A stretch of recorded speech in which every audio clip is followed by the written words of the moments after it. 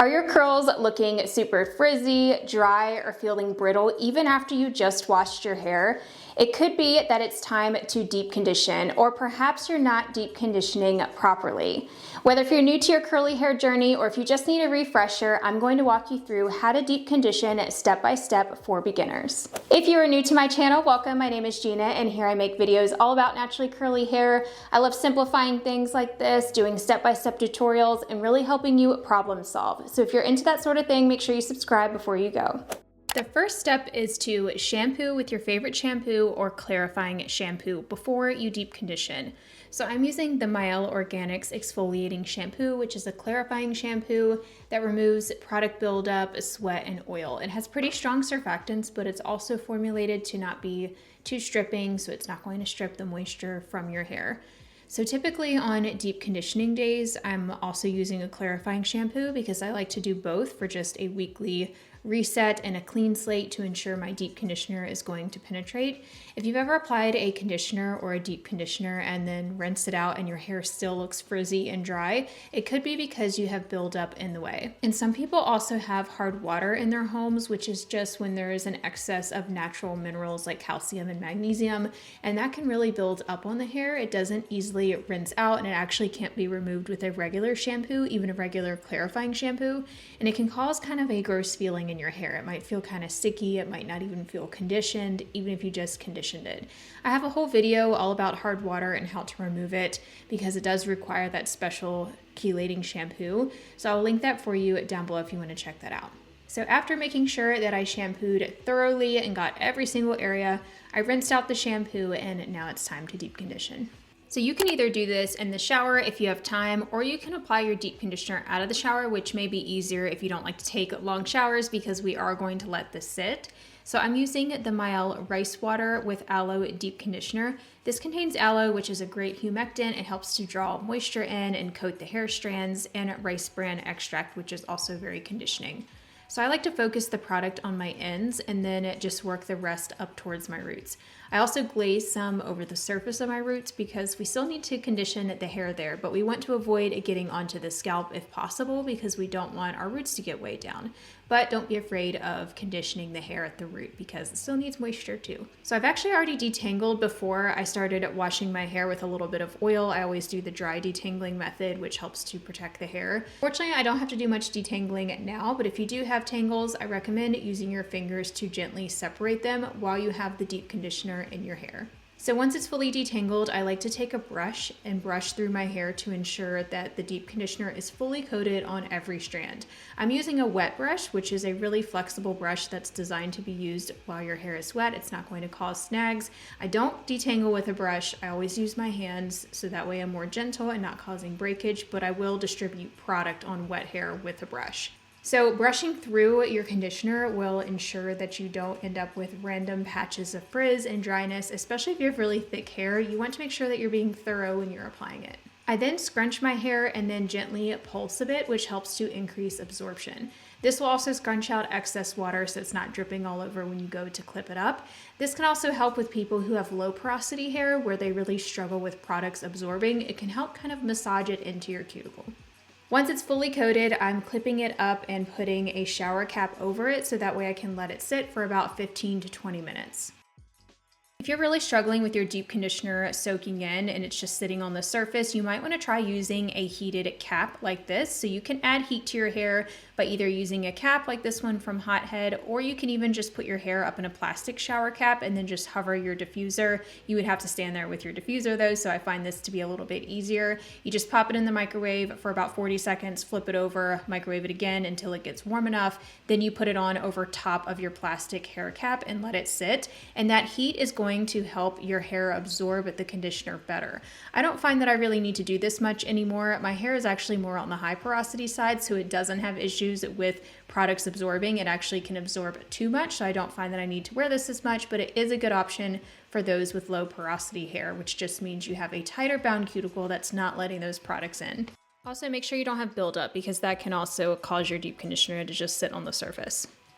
So while my deep conditioner sets, let's talk about some of the common mistakes that a lot of people make when deep conditioning. The first one is leaving your deep conditioner on for way too long, whether if it's all day or leaving it on overnight. This is a big no-no. For one, your hair starts to dry if you're leaving it on all throughout the day. And once your hair dries, it's not really effective anymore. It's not really doing anything once your hair dries. And you can also end up with over moisturization, which is where your hair becomes too moisturized and it becomes too elastic and it can't bounce back. So you end up losing that elasticity that your hair needs to actually bounce back and form a curl, and it can lead to damage over time, things like hydro fatigue. It's just not good for your hair to stay wet and damp for long periods of time. You want to get that deep conditioner rinsed out, style your hair, and get your hair dried. You don't want to be leaving it wet for hours on end. You always want to check the label on your deep conditioner and see how long that it says to leave it in. Some deep conditioners can be left on for 2 to 5 minutes, and some might say 20 to 30 minutes. And you definitely don't want to be leaving it on overnight. This is really bad for your scalp. It can lead to overgrowth of fungus if you're leaving your hair damp against your warm scalp all night with no airflow. It can cause scalp conditions. Your hair can become over moisturized. You can get hydro fatigue. It's more susceptible to breakage when it's wet. So this is just something you do not want to do. So don't sleep in your deep conditioners or any treatments for that matter. Make sure you're diffusing or at least letting your hair air dry before you go to bed. And if you absolutely must go to bed with wet hair, lay your hair towel out. That way your hair can get air. Don't wrap it up in a plop or a wrap or anything like that and go to sleep with it trapped against your scalp. You want it to have that airflow. So after about 15 minutes, I'm rinsing out the deep conditioner. And when I rinse out my deep conditioners or just regular conditioners, I like to gently massage my scalp just to make sure that it's fully rinsed off and there isn't any left behind on my scalp that could potentially weigh my hair down. Another common mistake is leaving your deep conditioner in and not fully rinsing it out. This should only be done if the product's label specifically states that you can use it as a leave-in. There are some multi-purpose products that say that you can leave it in your hair, but you don't want to get over-moisturized curls because then they'll just be flat and not curl up. So one other quick tip, if you have very fine hair that gets weighed down easily by deep conditioners, you can try reversing the order of these steps and deep condition before shampooing, then just add a lightweight conditioner after you finish shampooing. After rinsing out my deep conditioner, my curls have the perfect base for styling. Look at this before and after deep conditioning. This is my hair after I shampooed, and you can see it's still very frizzy and dry looking, and then after I deep conditioned my hair, it's so much more moisturized and smooth. So step number 3 is to apply your styling products. Now I won't bore you with the styling portion of this video since the main focus is on deep conditioning, but I usually go in with a curl cream for moisture and a gel for hold. I'm currently experimenting with this new Innersense product called I Create Curl Memory, which is a very strong hold gel. I first applied the Quiet Calm Curl Control Cream and then the I Create Memory Gel afterwards. Let me know if you want a full review on this product. I did a bit of brush styling like usual and then diffused until my hair was dried. Here's the before and after my hair is fully dried. You can tell it's much more moisturized than before I washed my hair because it looks a lot darker in color and more vibrant, shinier, and it feels very soft. Now let's talk about how often you should deep condition. This is really going to vary based on your hair type, such as your hair's porosity or your damage level, and your climate that you live in. If you live in a more dry area, then you likely are going to need to deep condition more frequently, whereas if you live somewhere very humid, you already have a lot of moisture in the air, so you might not need to deep condition as often. When it comes to your hair type, if you are someone who is currently transitioning, so maybe you previously heat styled your hair, it has a lot of heat damage, maybe you bleach it or you highlight your hair, then you definitely are going to need to deep condition more frequently, such as 1 time a week. And I recommend being very consistent with this. I noticed back when I first started my curly hair journey, when I started deep conditioning, my hair really changed. It was so much more moisturized and I was really growing out that heat damage and also the highlight damage. I had highlights in my hair, so my hair was bleached. It was very high porosity. It rarely would even hold on to moisture, and my wash days just would not last at all. And when I would deep condition, it would look so much better. So I would do this once a week and I was very consistent with it, and it definitely made a big difference in the early days of my journey. Those who have very healthy hair or someone with low porosity hair, or if your hair doesn't have any highlights to it, you don't really heat style, maybe you don't even diffuse, then you probably don't need to deep condition very frequently. This hair type could get away with maybe just one time a month, if even. Also, people who have very fine textured hair who tend to get weighed down and they don't really require a lot of moisture at all, you probably don't need to deep condition it very frequently. I will be sharing some options that are very lightweight here in a little bit. So now let's talk about protein and moisture. You might have heard the concept of protein and moisture balance a lot in the curly hair community, and it's really not that complicated. It's very simple. So deep conditioners are inherently very moisturizing and conditioning, but some deep conditioners contain protein ingredients. These ingredients are added to hair care products to help strengthen the hair, prevent breakage, and help it really maintain its structure. Proteins also aid in moisture retention as well. So they fill in the gaps in our hair's cuticle, helping it retain moisture, and they also help draw moisture into the hair.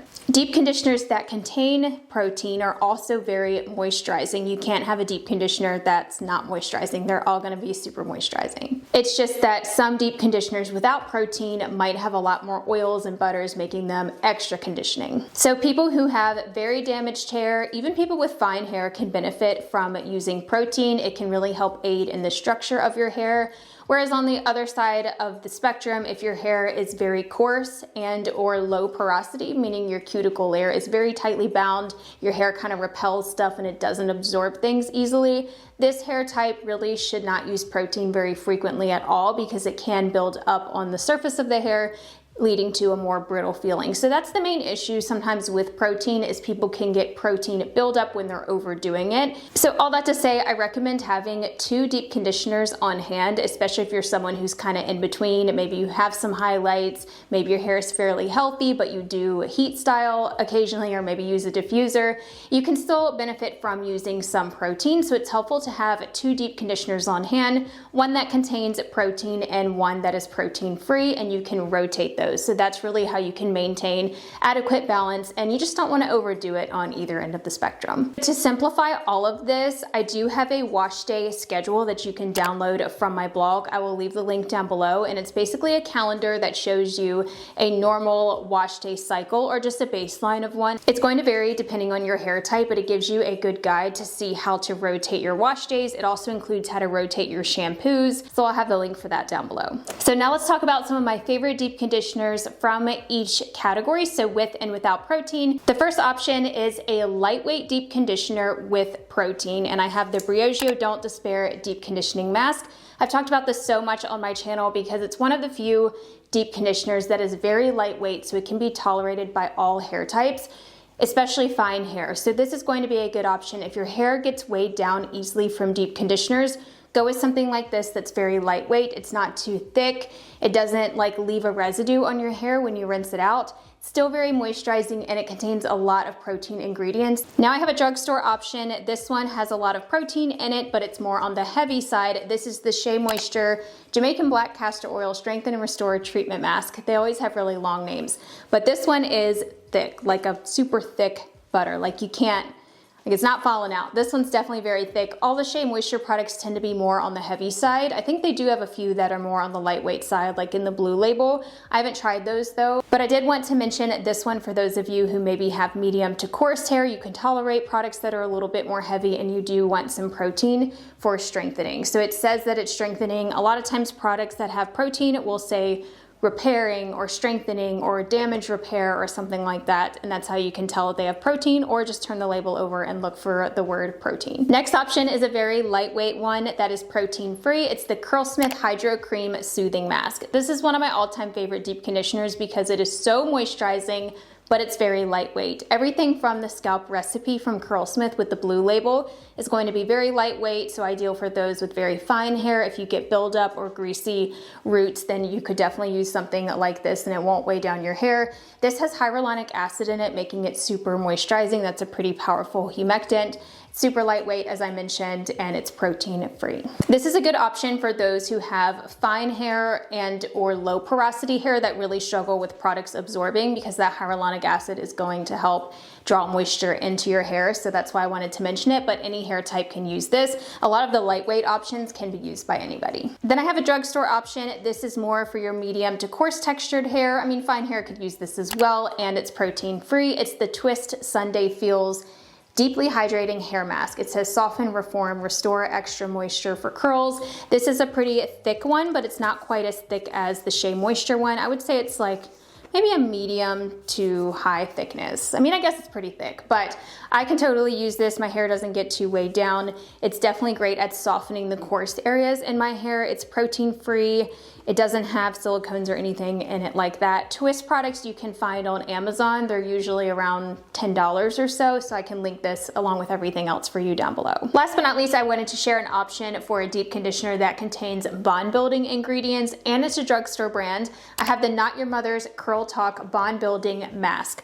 I've been talking about this a lot lately because it is a good one. It's a great price. I love Not Your Mother's products. All of their deep conditioners are awesome. They're really affordable, and you can even get sample packets too, which is nice. But this contains bond building ingredients. It says it has triple action curl power complex for stronger curls. So if you really have a lot of damage in your hair, then you might want to go with this one, because it's going to actually help repair your hair from the inside. So you could use this in place of a protein deep conditioner, because it is still going to be repairing. So maybe go with this one and then get an option that is just completely protein free and doesn't have the bond building ingredients to rotate with this. But you could totally use this once a week if you do have damaged hair, and I think it would be fine. This contains amino acids in it as well, which are different than regular proteins like hydrolyzed wheat protein. They don't cause that build-up-y stiff feeling, so anyone can use this no matter what your hair type. Even if you have healthy hair, it's still good to maintain the strength of your hair with something like a bond building mask. So if you need help picking out products based on your hair type or your hair's needs or certain ingredients that you like,